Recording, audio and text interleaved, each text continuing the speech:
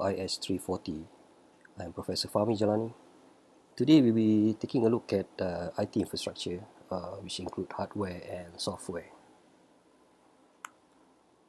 So basically, infrastructure is the backbone or the platform that support the IT for the business. Could be hardware, computer hardware, software, data management, networking, and technology. Hardware could be server, PC, printer. Software could be the operating system, OS, Microsoft, for example, Linux. Some of you might using Mac.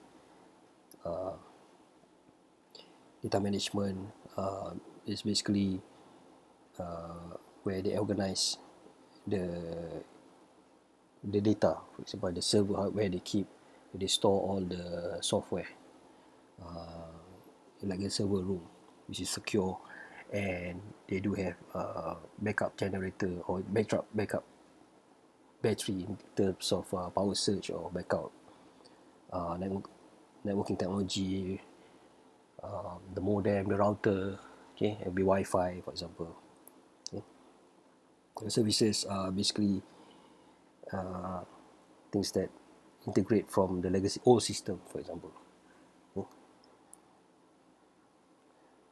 In terms of components, here we see a diagram how they are interrelated.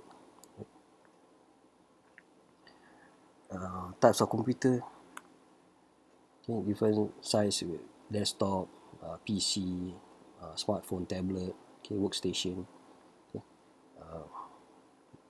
as we know. Server I mentioned just a while ago, where they store all the data, file sharing, okay, all the software, which also includes mainframe. These are basically larger server, for example, for bigger organization. In this case, for example, airline handling, reservation. Okay. It could be banks too. Other types of computer, we have supercomputer. This is basically used for scientific, where we all know computers was invented to create complex calculation. Great computer is basically virtual computer where they are interconnected through the web by remote. Client server, this is basically distributed network where client is, it could be your PC or desktop, and server is where we mentioned earlier, storage of the software. And two-tier client server, which is pretty much client and server just two-tier. Multi-tier, it could be many architecture. Okay, in this case, could be many others. Rather than one server, you can have many server connected to many application, right? Or many end user. So here we have a diagram of a client server computing when the client requests to the server, okay, and the server will reply the data and services. Okay.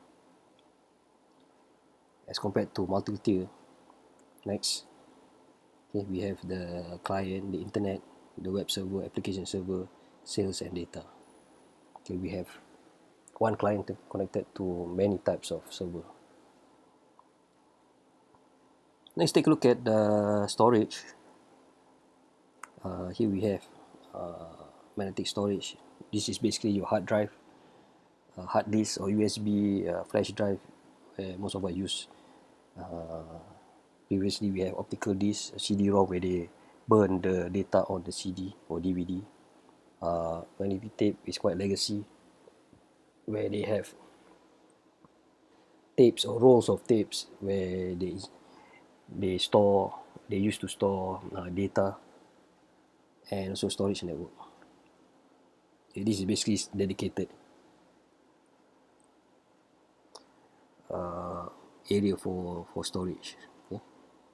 So here we have a diagram of storage area network or SAN, okay, where all the server and all the other types of storage are being connected. Input and output devices, you all know, keyboard, touchpad, now we have touch screen, okay, scanner, okay, voice, and output devices, monitor, printer, audio.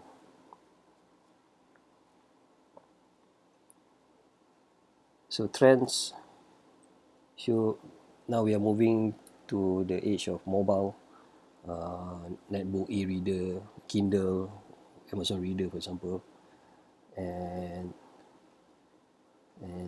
today companies are also open to bringing your own device to use, okay, where you do see people working on your own tablets or your own phone, replying on emails.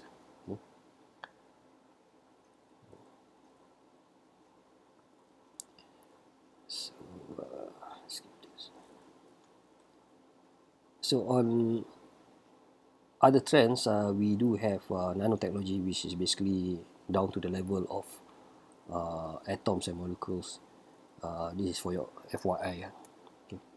And also we have quantum computing, where it's much more in terms of science and physics, which is much more faster in processing, where they might calculate the speed of how to split an atom. So example of nanotube. So here we have tubes where it's quite thinner than a human hair, 10,000 times, and to basically to make it more efficient or more optimized.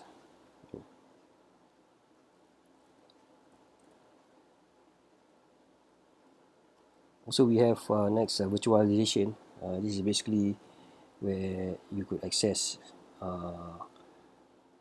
your system without any restriction from anywhere.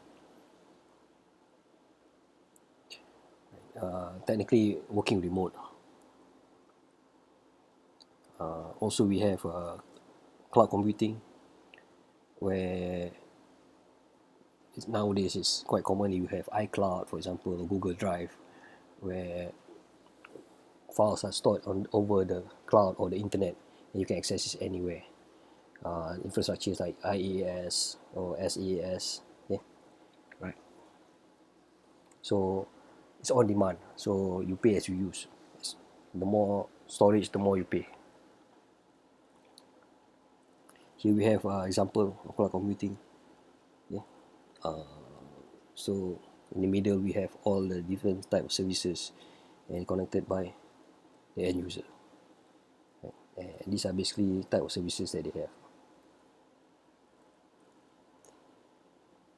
Also we have Amazon Web Services.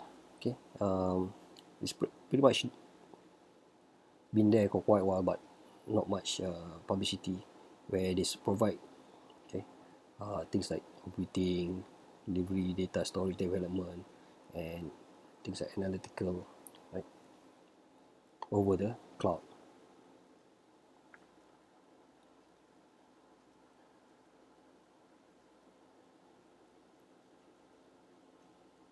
So today we have green computing. So rather than dispose your hardware, they recycle it. Okay, this is basically to reduce the waste, right? And so FYI, IT consume about 2% of the US power. Okay, and the world requires greenhouse. It's also the same percentage. High performance power saving processor. Today we do have multi-core chips like Intel or AMD. This is basically to reduce the power consumption, where they break up, for example, the arithmetic or the calculation of the processing. Okay, this is basically to increase the efficiency. and today you can see it in your mobile phone, which is getting more and faster. And soon, not only you have two processor in one chip, maybe you have four processor in the future in one chip, according to Moore's law. Autonomic computing, basically it's quite pretty much more like AI. We have self-healing, self-updating antivirus software, which the system could clean itself or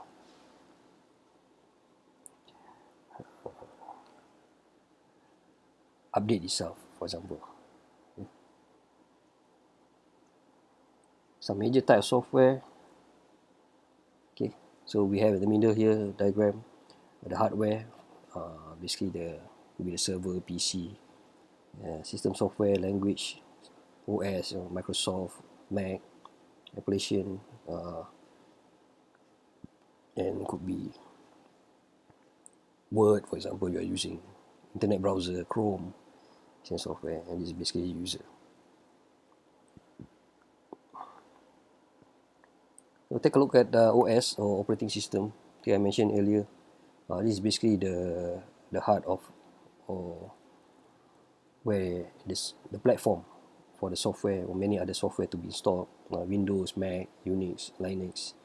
Okay, on mobile devices we have Chrome, Android, iOS. Okay, iPhone, for example, or your Samsung phone. Application software.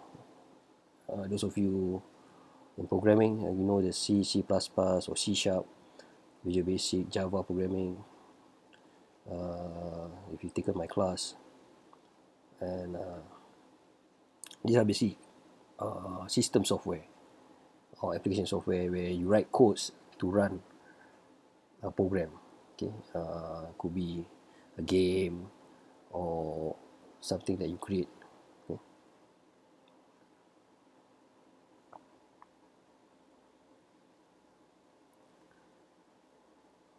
Other software, commonly used: Word, spreadsheet, okay, Excel, Access, PowerPoint, okay, internet.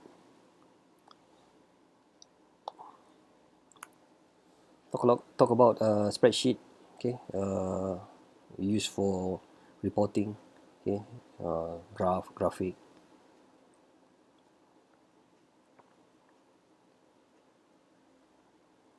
Next, we take a look at other languages. For example, HTML. HTML is hypertext markup language.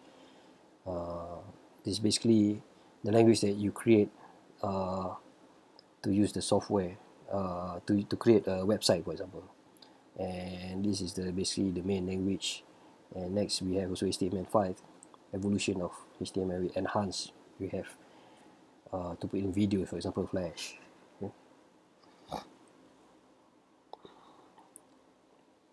Top of that, we have web services, right? For the internet, okay, XML, web services, extendable markup language, quite similar to HTML, and also has a service-oriented architecture.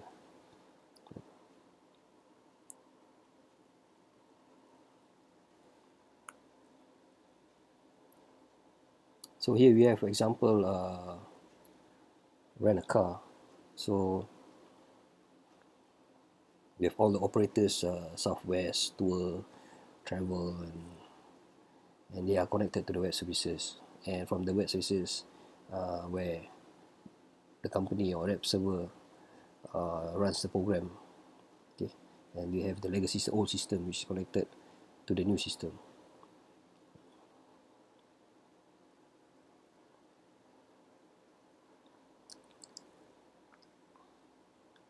Some software, okay, open source, which is free, you can download and use it on your PC.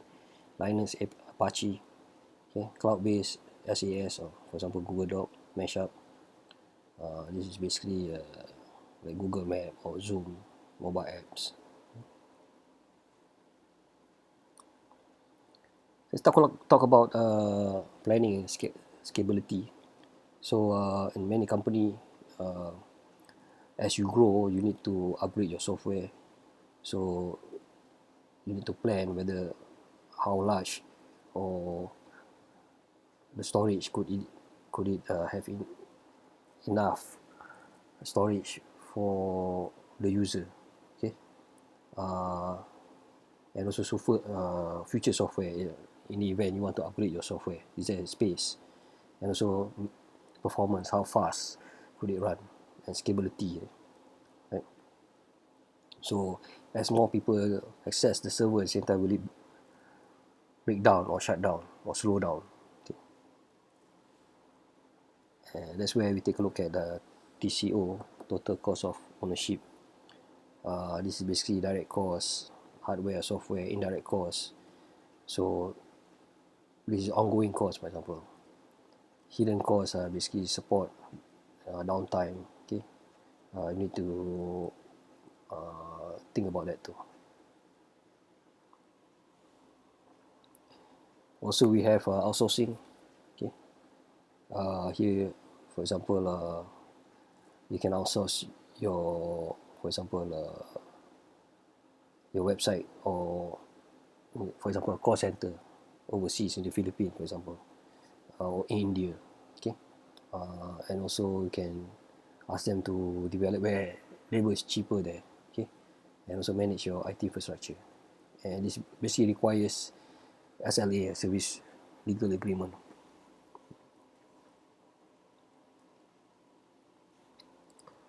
So we have cloud computing, which is, I mentioned, like iCloud, or it could be Google Drive, where you rent rather than maintain at the same time.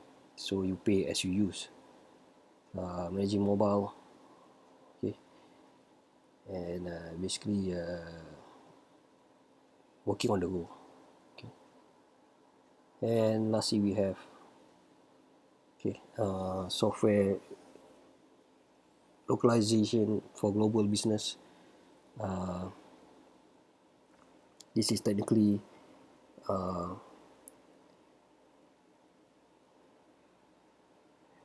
trying to customize the software to fit the local language. Okay?